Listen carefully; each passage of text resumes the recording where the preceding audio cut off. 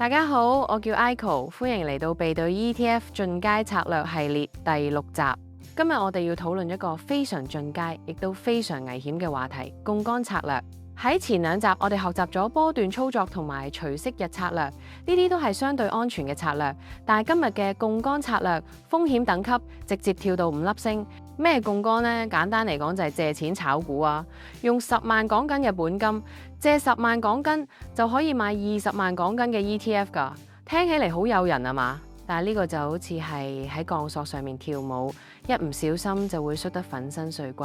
喺開始之前，我要特別強調，本集內容僅適合有投資經驗、風險承受能力高嘅投資者。如果你係新手或者冇充足嘅現金儲備，請唔好嘗試槓桿交易。好，俾我哋先睇下系列進度啦。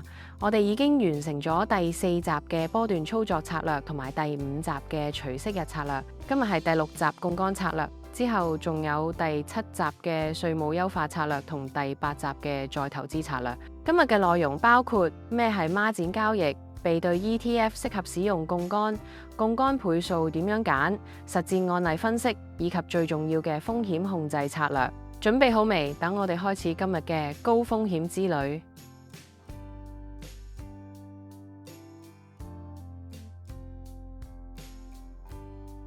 乜嘢係孖展交易？簡單嚟講咧，就係借錢炒股。孖展交易嘅英文係 margin trading， 喺香港我哋叫佢孖展或者保證金交易。呢一個係一種俾你用人哋嘅錢嚟放大投資規模嘅方法。運作機制咧係好簡單嘅，分3個步驟。第一步咧，你需要喺證券行開立孖展戶口，然後存入初始保證金。呢個保證金可以係現金，亦都可以係合資格嘅證券。第2步，證券行會根據你嘅保證金比例提供借貸額度，通常最高可以借到80%到90%，但唔係所有股票都可以借咁多，唔同股票有唔同嘅借貸比率。第3步咧，你就可以開始投資啦。如果股價上升，你嘅利潤會按總投資額計算，回報會放大；但如果股價下跌，損失亦都會同樣放大，甚至可能超過你嘅本金。等我哋睇下槓桿倍數係點樣計嘅。1倍槓桿就係冇借貸，全部用自己嘅錢；2倍槓桿係借貸50%，亦即係1半自己嘅錢，1半借嚟嘅錢。3倍槓桿係借貸67%，10倍槓桿係借貸90%。舉個實際例子，你有10萬港元本金，借貸比率係50%，你可以借10萬港元，總投資額就變成20萬港元，呢個就係2倍槓桿。點解要使用槓桿呢？主要有3個原因。第一，放大收益。如果股價上漲10%，用2倍槓桿，你嘅收益就係20%。第二，資金效率，你可以用更少嘅本金控制更多嘅資產。第三呢，靈活性，你唔需要一次性投入大量資金，可以保留一啲現金應對其他機會。聽起好美好，對嘛？但唔好唔記得，槓桿係雙刃劍，佢能放大收益，亦都放大損失。咁接住落嚟，我哋會詳細討論風險。備隊 ETF 適合使用槓桿咩？呢個係一個好問題。答案係相對適合，但係仍需謹慎。等我哋先睇下備隊 ETF 使用槓桿嘅3大優勢。第一個優勢係穩定派息，可以支付利息成本。以3416為例，佢每月派息大約1.38%。年化派息16.64%，而孖展利率大約係6.8%到7.4%。呢個意味住派息唔單止可以覆蓋利息成本，仲有盈餘。第二個優勢咧就係波動性較低，降低爆倉風險。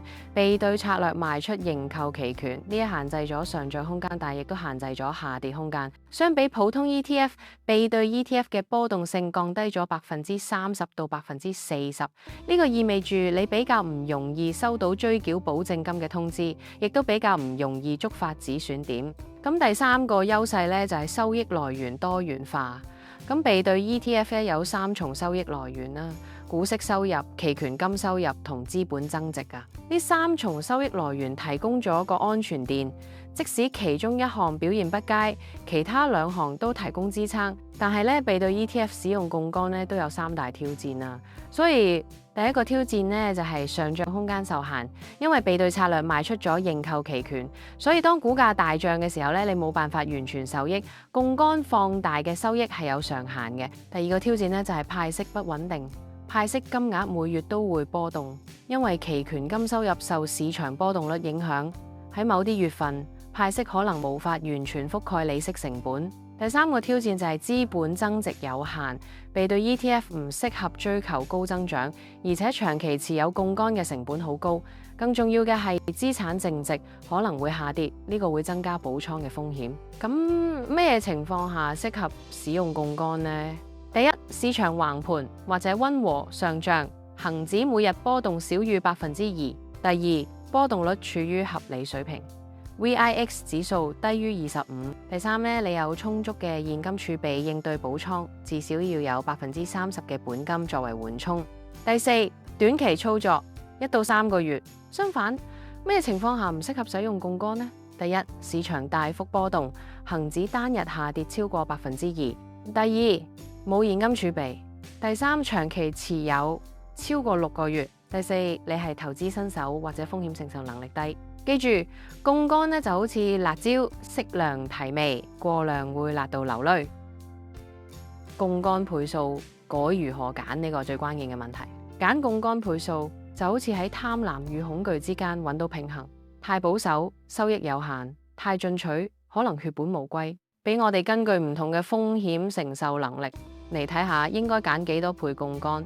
保守型投資者建議槓桿倍數1.2到1.5倍。最適合嘅 ETF 係3419，因為佢最穩定，目標收益係年化20%到25%，風險等級3粒星。你需要至少50%嘅本金作為現金儲備。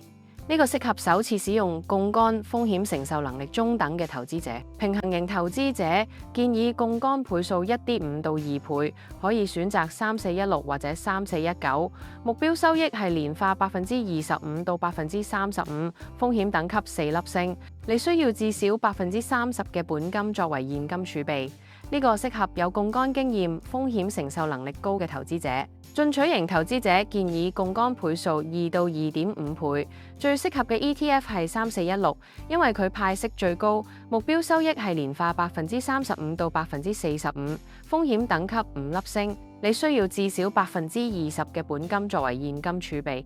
呢個適合有豐富槓桿經驗、能承受本金全失嘅投資者。我要特別警告，呢個風險極高，需要豐富嘅經驗。唔建議使用超過3倍槓桿。點解？因為極易爆倉，即使係專業投資者都應該避免。備對 ETF 嘅上漲空間有限，高槓桿無法發揮優勢，反而會大幅增加風險。等我哋睇下3隻 ETF 嘅槓桿倍數建議嘅。3419最適合1.5到2倍槓桿，因為佢最穩定，填息率高達90%，但要注意佢個派息較低，只有9.18%。3416咧都適合 D5到2倍槓桿嘅，因為佢派息最高咧達到16.64%，但要注意佢個波動較大。3417唔建議使用槓桿，因為數據不足，風險未知，而且填息率只有75%。嗱，我俾一個簡單嘅計算公式：槓桿倍數等於總投資額除以自有資金，借貸比率等於借入資金除以總投資額，保證金比率等於自有資金除以總投資額。舉幾個實例，如果你有10萬本金，借10萬，總投資20萬，呢個就係2倍槓桿。如果你有10萬本金，借5萬，總投資15萬，呢個就係1.5倍槓桿。如果你有10萬本金，借15萬，總投資25萬，呢個就係2.5倍槓桿。記住，揀槓桿倍數嘅時候，一定要考慮你嘅風險承受能力同埋現金儲備，唔好因為貪心而揀過高嘅槓桿。而家呢，俾我哋傾下孖展利息。呢個係一個睇唔見嘅成本殺手。好多人使用槓桿嘅時候，淨係睇到放大嘅收益，卻忽略咗利息成本。利息就好似健身房會費，唔使都要俾。嚟，我哋先睇下香港主要券商嘅孖展利率。富途證券嘅年利率係6.8%，按日計息，優勢係利率較低，平台好用，但需要開戶。盈透證券嘅年利率係7.392%，亦都係按日計息，優勢係國際券商，產品多，但界面較複雜。傳統銀行嘅年利率喺5%到8%之間，按月計息，優勢係信譽好，服務穩定，但係利率較高，手續繁瑣。利息係點計嘅呢？日利率等於年利率除以365，每日利息等於借貸金額乘以日利率，每月利息等於每日利息乘以30，年度利息等於借貸金額乘以年利率。等我哋用一個實際例子嚟計算，假設你有10萬港元本金，使用2倍槓桿，借貸10萬港元，年利率係6.8%，日利率等於6.8%除以365，等於0.0186。每日利息等於10萬乘以0.0186，等於18.6港元。每月利息就等於18.6乘以30，等於558港元。年度利息等於10萬乘以6.8%，等於6800港元。咁派息能唔能夠覆蓋利息成本呢？俾我哋睇下3416，佢嘅派息率係16.64%，總投資額係20萬港元，每月派息係20萬乘以1.38%，等於2760港元。扣除每月利息558港元，淨收入係2202港元，所以可以覆蓋。嗱，再睇下3419，佢嘅派息率係9.18%，總投資額係20萬港元，每月派息係20萬乘以0.77%，等於1540港元。扣除每月利息558港元，淨收入係982港元，亦都可以覆蓋。但係我哋仲需要了解損益平衡點，要讓槓桿有意義，總收益率必須高於孖展利率。損益平衡嘅收益率咧，就等於孖展利率除以槓桿倍數。舉個例子，如果你使用2倍槓桿，孖展利率係6.8%，咁損益平衡收益率就係6.8%除以2，等於3.4%。只要 ETF 總收益率超過3.4%，使用槓桿就有利可圖啦。最後我要提醒3點。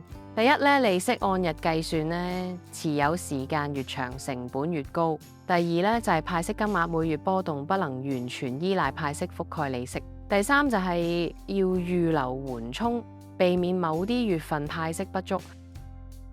而家俾我哋睇一個實戰案例啦，點樣用10萬港元同埋2倍槓桿喺3個月內賺取17.59%嘅收益，年化收益率高達70.36%。呢個策略結合咗2倍槓桿同埋除息後買入策略，目標 ETF 係3419，因為佢最穩定，操作週期係3個月。風險控制包括止損負8%同埋保留30%現金儲備。等我哋睇下詳細嘅操作記錄。第一個月建倉，2025年1月5號除息之後第2日，我哋喺 HK 10.20買入，呢個價格比除息前下跌咗2.5%。我哋有10萬港元本金，借貸10萬港元，使用2倍槓桿，總投資額係20萬港元。我哋買入咗19608股，每月孖展利息係558港元。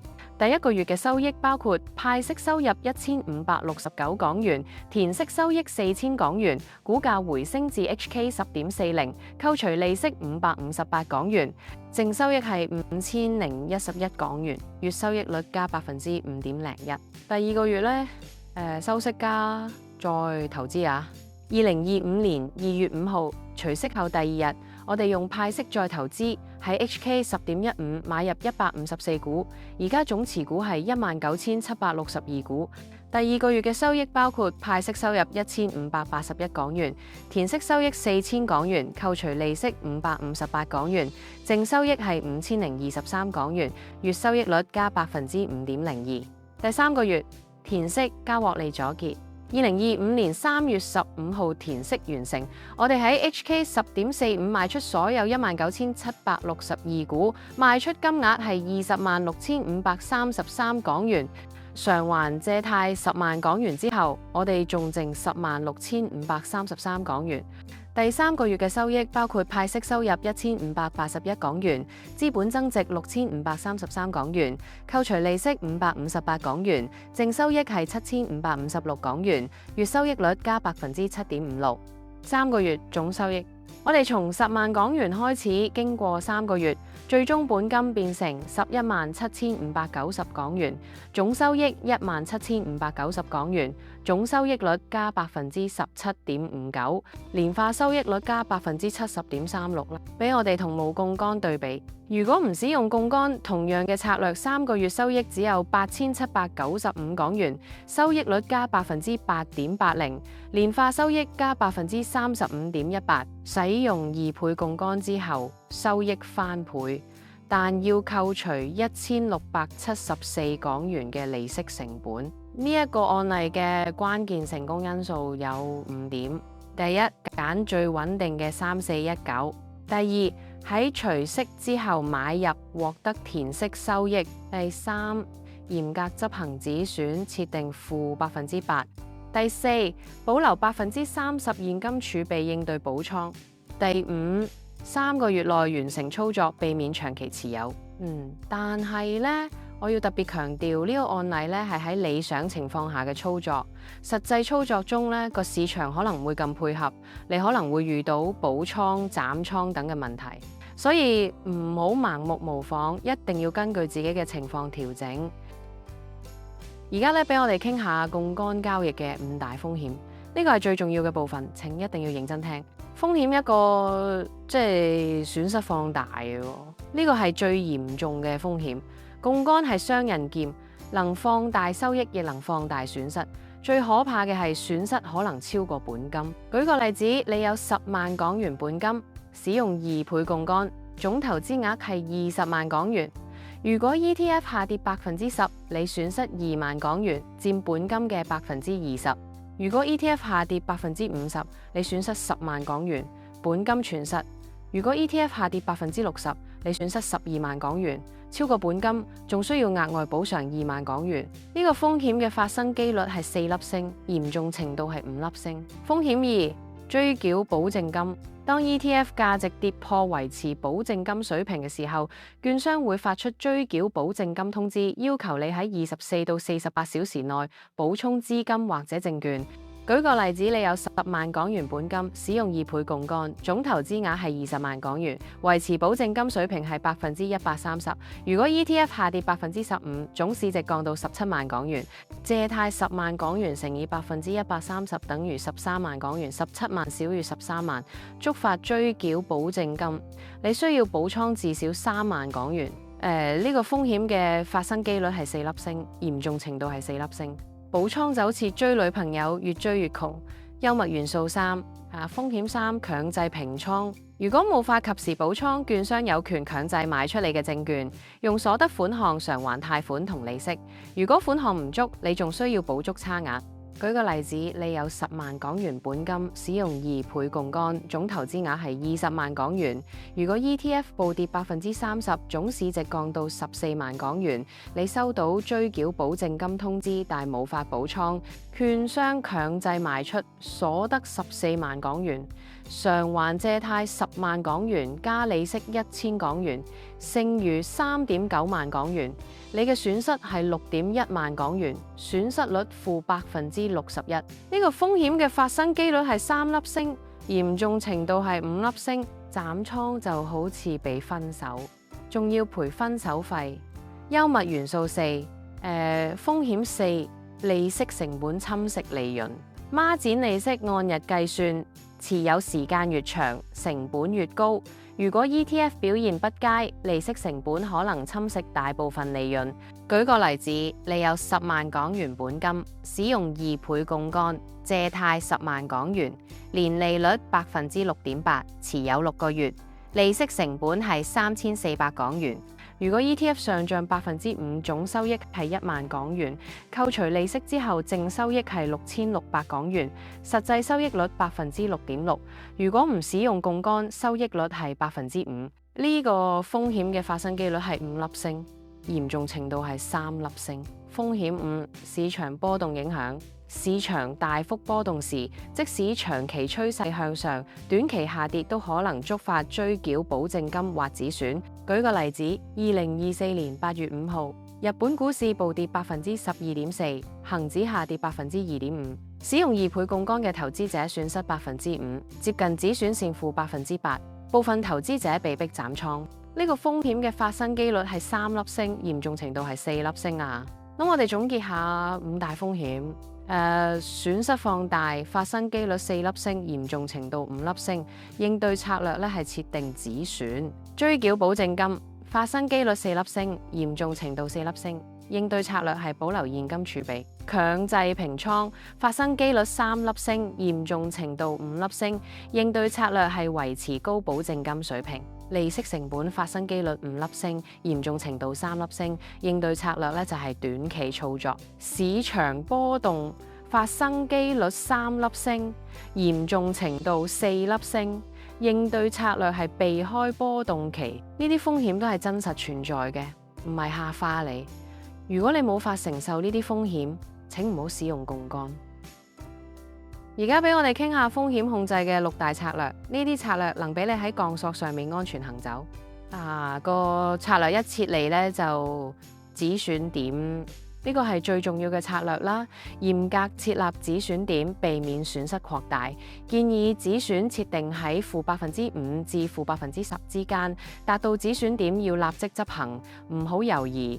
具體嚟講呢，如果你使用2倍槓桿止損呢，應該設喺-8%，相當於本金-16%。如果你使用1.5倍槓桿止損，應該設喺-10%，相當於本金-15%。使用券商嘅自動止損功能，唔好因為可能反彈而唔執行。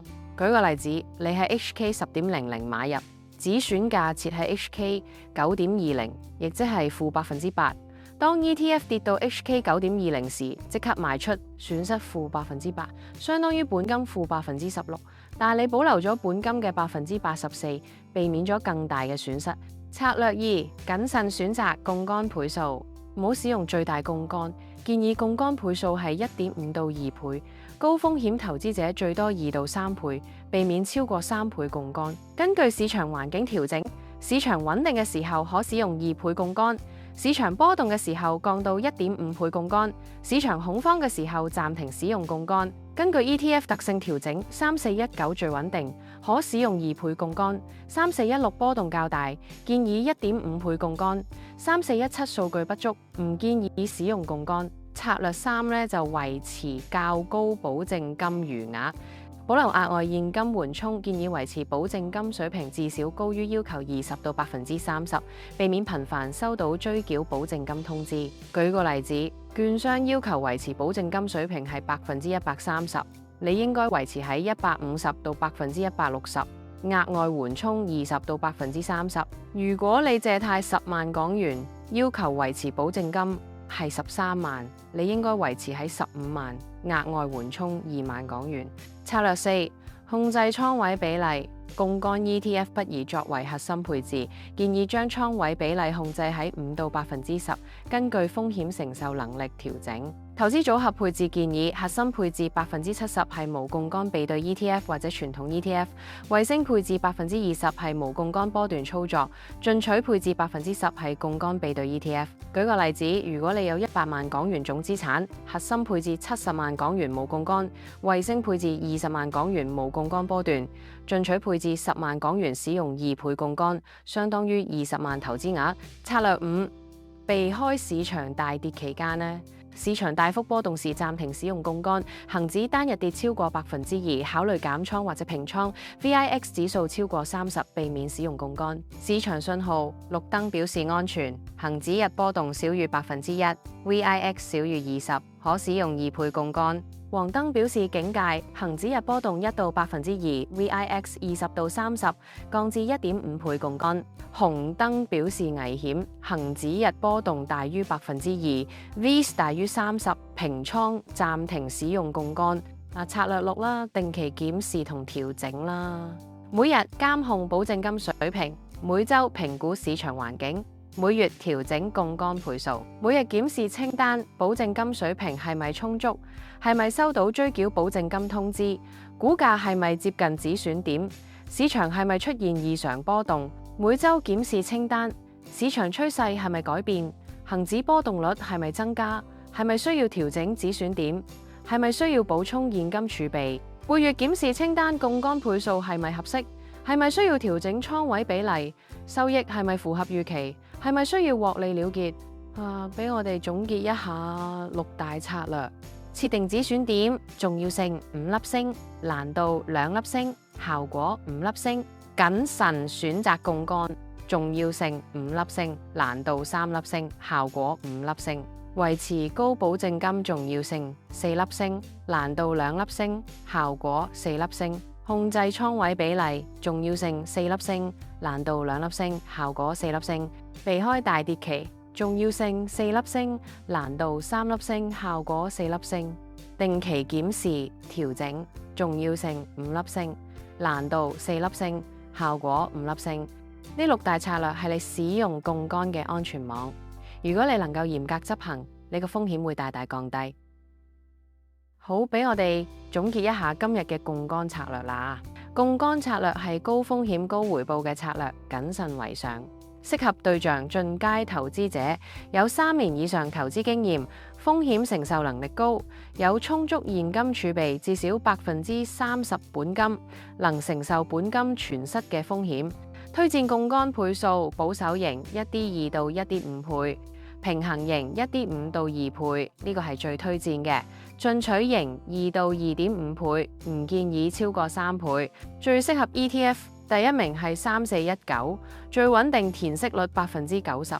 第2名係3416，派息最高16.64%。3417唔建議使用槓桿。關鍵成功因素有5點：第1，風險控制比追求高收益更加重要；第2，紀律執行止損同埋風險管理策略；第3，保留充足嘅現金儲備應對補倉；第4，短期操作1到3個月，避免長期持有；第5，根據市場環境靈活調整槓桿倍數。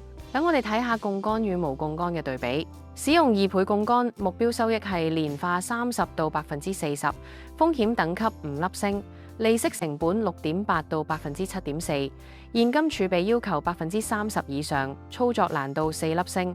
適合進階投資者，最大損失可能超過本金，補倉壓力高。唔使用槓桿，目標收益係年化15到20%，風險等級3粒星，冇利息成本，冇現金儲備要求，操作難度2粒星，適合所有投資者。最大損失係本金全失，冇補倉壓力。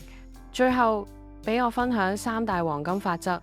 法則1，永遠唔好借盡額度，保留至少20到30%嘅借貸空間，作為應對市場波動嘅緩衝。法則2，設定止損並嚴格執行，止損點設喺-5%至-10%，達到立即執行，唔好猶豫。法則3，短期操作避免長期持有，建議操作週期1到3個月，利息成本會侵蝕長期收益。好，今日嘅槓桿策略就講到呢度啦。呢個係一個非常進階、非常危險嘅策略。如果你唔確定自己能唔能夠承受風險，請唔好嘗試啦。